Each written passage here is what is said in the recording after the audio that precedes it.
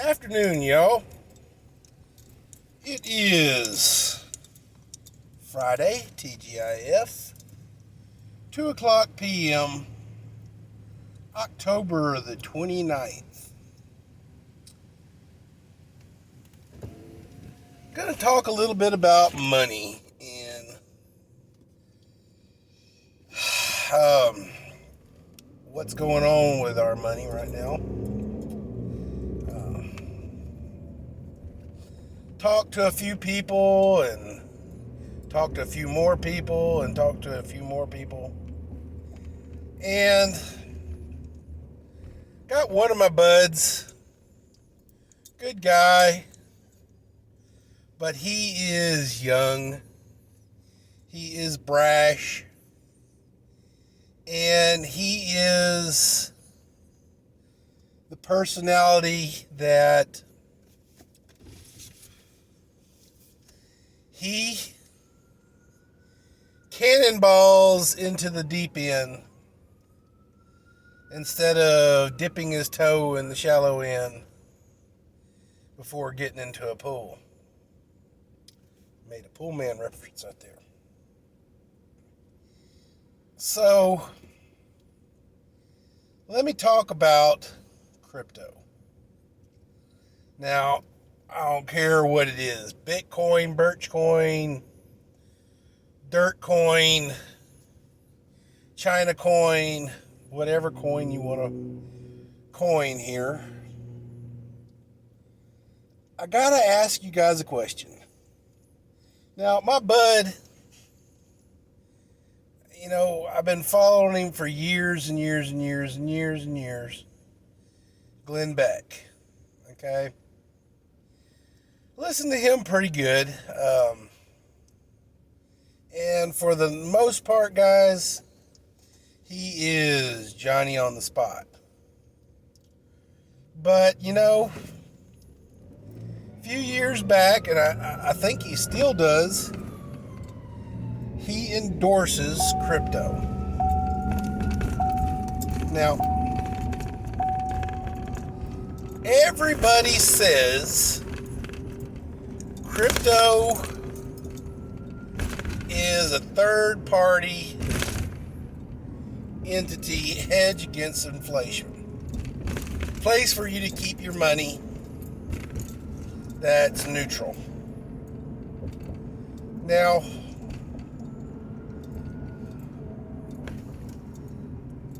I got to ask a question, guys. And that question is, if you were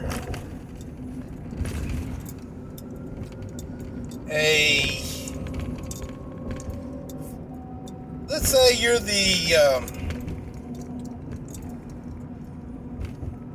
you're in a playground and you are the kid who has been selected by the teacher to keep track of all the Legos in the playground. Okay. Well, you've got all the Legos. You give out the Legos where they got, and you're good to go.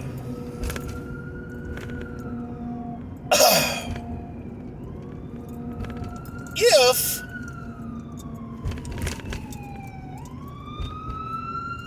somebody comes over, say a new kid moves to town,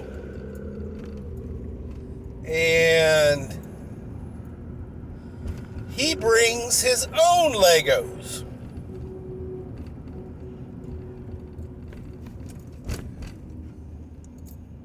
Well, you're not going to be all that happy with that. But let's go even further is, not only did he bring Legos, he brought Legos Technic, the high-tech Super Double Throwdown expensive Legos. Well, you've been working with a teacher to try to get Technics, but it just hadn't happened just yet.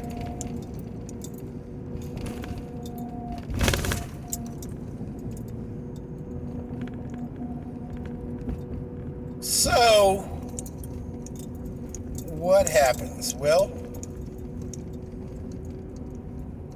either the teacher comes in and says, "Hey, new kid, we don't want you to lose your own Legos on the playground. These are sponsored by the school. Please leave your Legos at home." Well, there you go. Powers that be put a stop to that. Guys, do you really think the Rothschilds and JP Morgan and all these mega banks would let crypto happen without its fingerprints on it?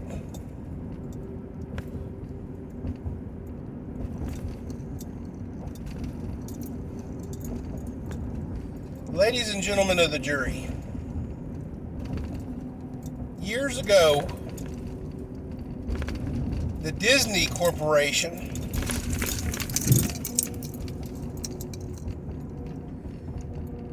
tried to buy a bunch of land in Florida in hopes to build Disney World. It had already built Disneyland, and what it really needed, because Disneyland didn't have enough property to be self-contained as far as hotels and stuff like that, a proper resort. It needed acreage, lots of acreage. And it went in and it tried to buy this land, and the state of Florida said, "Hells to the yeah. We gonna sell you all this land and we gonna make bank." Well, Disney balked on that price and gave it a couple years, and they figured out that if they make some shell corporations, meaning corporations that are only exist on paperwork, they have no employees, they have no product, no nothing. They just exist in paperwork. They sent a representative of that company, and they offered to buy the land, the same land that Disney wanted. And since they weren't Disney, the state of Florida says, "Okay, well, we'll sell it to you. Blah, blah, blah. You're not that big a company. We'll sell it to you for, a regular price, market value." Well, market value was actually pennies compared to what they were planning on making off Disney. And once the deal had been through And within months of that deal going through, Disney moved in and began developing the land. The state of Florida tried to backpedal on this and stuff like that, but the deal had already been done.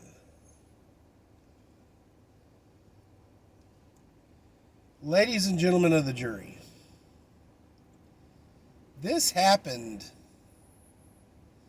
I think Disney World is celebrating its 50th anniversary now. So,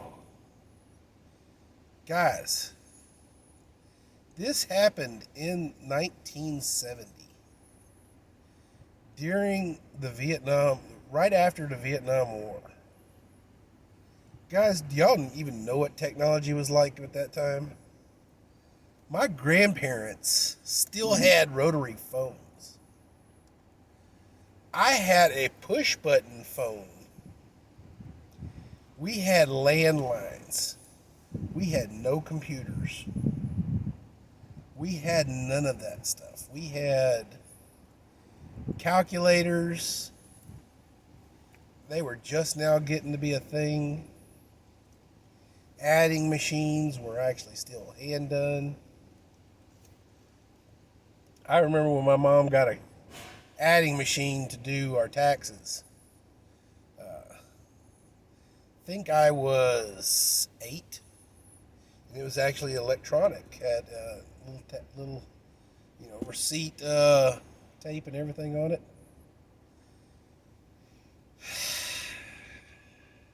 Yeah, I'm old. But guys, shell corporations have been existing for a long time. It has been a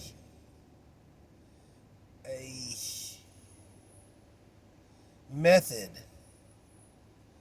for mega corporations and nefarious business dealings to put a legitimate face on their corporations, on their dealings on a daily basis. Allows them to launder their money. Guys, why wouldn't a banking system create a shell banking system as a test? All honesty, guys, do y'all know that Bitcoin and Birchcoin came around after, but when Bitcoin came around, it was a test. They were just seeing if people would do it.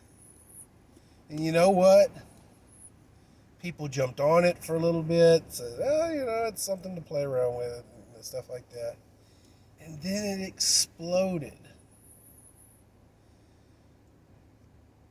Basically, it was just to see if they would do it. Because basically, Bitcoin and Birchcoin are beta tests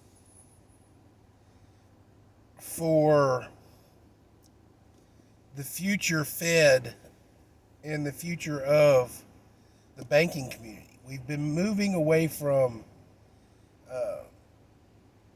real money in a cashless society for a long time, guys. How many of you actually have, a couple of bucks in your wallet? How many of y'all have change in your pocket?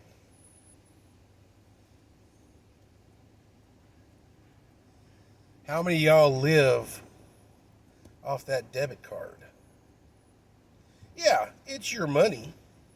It's not like a credit card. You've earned that money, but all you've earned is numbers. You don't have a tangible something in your hand that represents that hard work.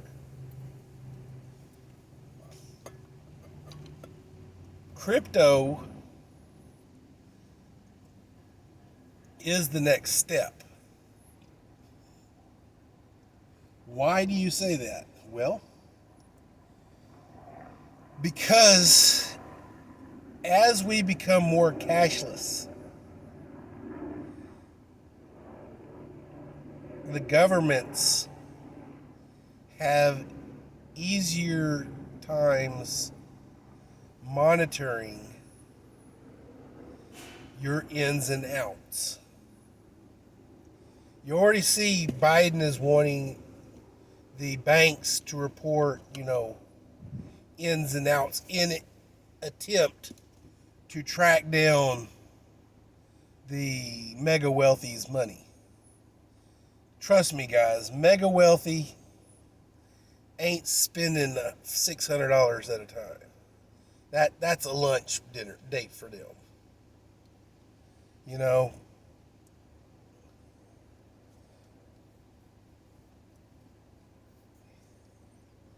Buddy of mine told me that, with crypto, basically, when you get on that thing, you're seeing it like Hollywood squares. Basically, you can see everything. It is evidently ultimately transparent. I can get on this thing and I can see what Bob down the street has in his crypto wallet. I can't access his crypto wallet, but I can see what Bob has. If I can get in there and see what Bob has, what would stop the government from being able to see what I got? What would anybody be able to see what I've got? If I see Bob down the street has $1,000 crypto in his crypto wallet, what's going to stop me from trying to hack that? And it's only got to happen once.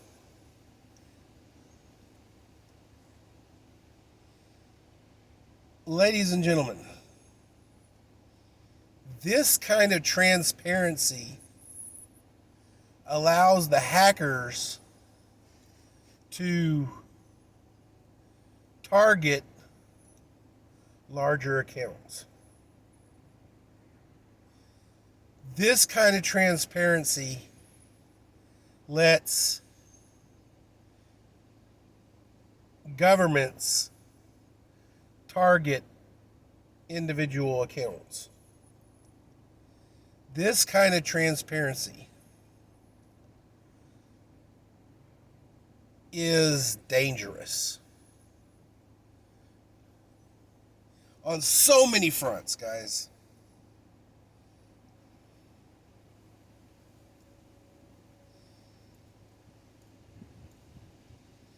Back in the day,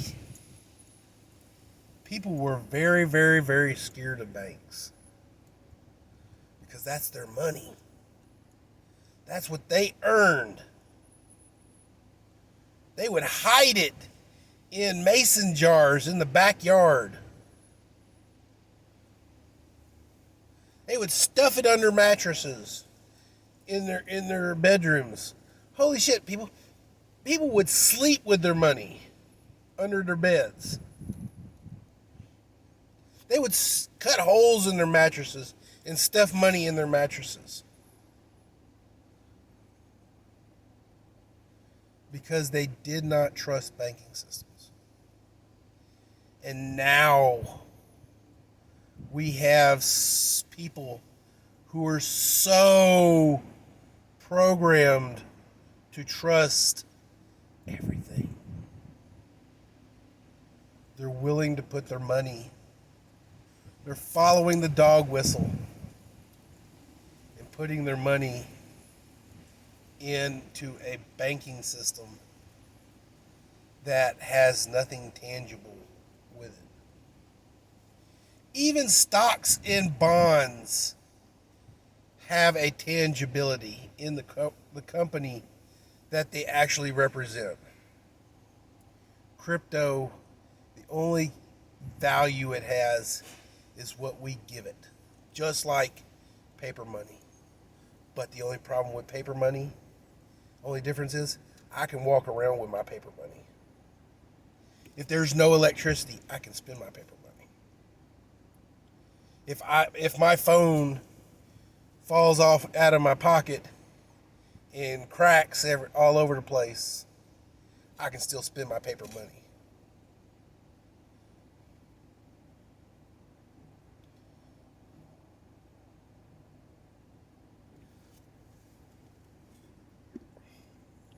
Let's go, Brandon.